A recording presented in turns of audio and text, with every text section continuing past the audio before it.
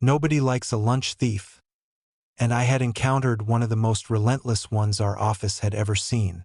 For months, whispers had been circulating through the break room.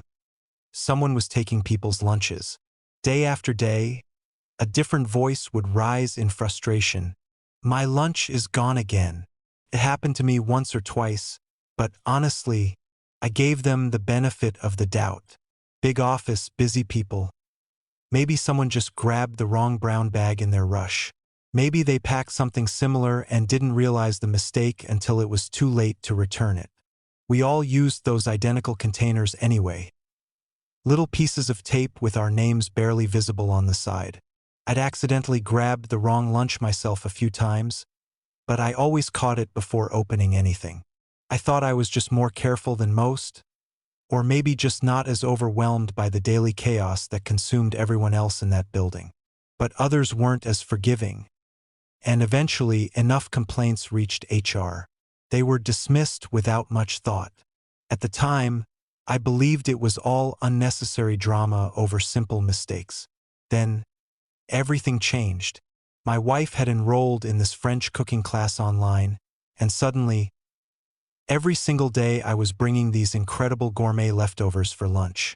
You would have thought I was stopping by some Michelin-starred restaurant each morning. She had thrown herself completely into mastering every technique, every recipe. For 2, maybe 3 weeks, no problems. Then one day, I opened that refrigerator door and my lunch was gone. Considering the culinary masterpiece I'd been looking forward to all morning, I was genuinely upset. I searched the entire break room. No one was eating anything that looked remotely like my meal. Someone had clearly taken my bag earlier, discovered their incredible luck, and decided to keep it. I wrote off this mysterious stranger as selfish but accepted the loss, focused instead on the amazing dinner waiting for me at home.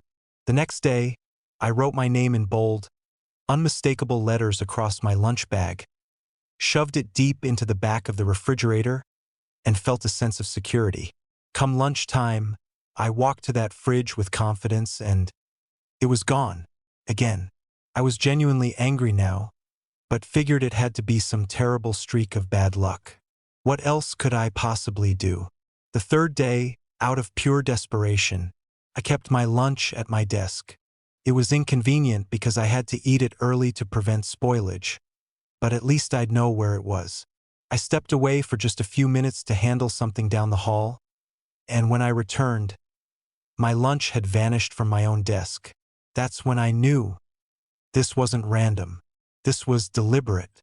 This was personal. I marched straight to HR and filed a formal complaint. Their response, delivered with corporate indifference, was practically word for word. Employees' lunches are their personal property, and the company is not responsible for lost or stolen personal items. The following day, my wife had prepared this beautiful cream-based soup that absolutely required refrigeration.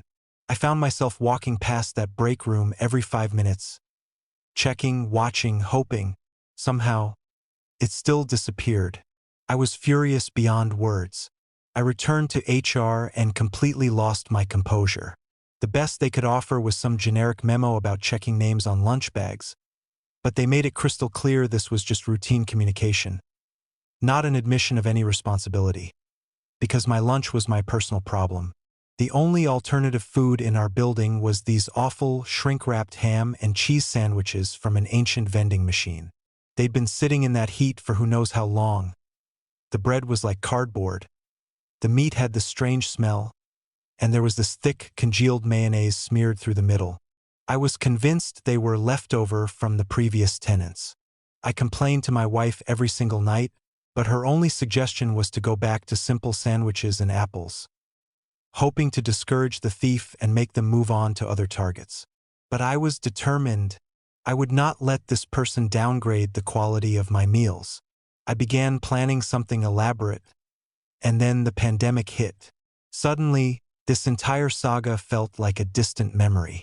Months and months of working from home, and when we finally returned to the office, this was the last thing on my mind. But that first day back, frustrated from wearing a button-up shirt and tie after months in comfortable clothes, aching from an unfamiliar desk chair. Exhausted from endless small talk, I opened that break room refrigerator and my lunch was gone.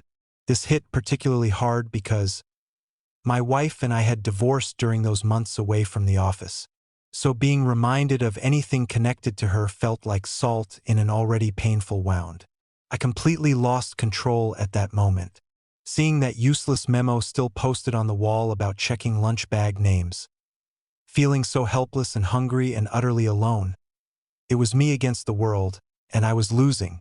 I stormed out, but I was determined to return the next day with a plan. So I came in with an empty lunch bag. I waited until the coast was clear, and I switched the contents of the HR person's lunch into my bag. Now their lunch appeared to be mine. They'd packed a regular brown bag, so I simply discarded it. And then I waited. This was a huge gamble, based on my theory that the thief was avoiding me while eating, but wouldn't be suspicious of anyone else eating openly if there was no risk of running into me, that I made a big production of announcing to everyone that I was leaving for a meeting and wouldn't return until at least 3 p.m. I even moved my car from the parking lot to a spot 2 streets away, where I sat and worked remotely for several hours before sneaking back into the building through the rear stairway. I positioned myself in the stairwell just outside the break room, where you can hear conversations but remain completely hidden, and after 20 or 30 minutes of waiting, I heard it. The sweetest sound I would ever hear in that office. "What the heck, Kyle? That's my lunch." "No, it's not. Your name isn't on the bag. Give me that."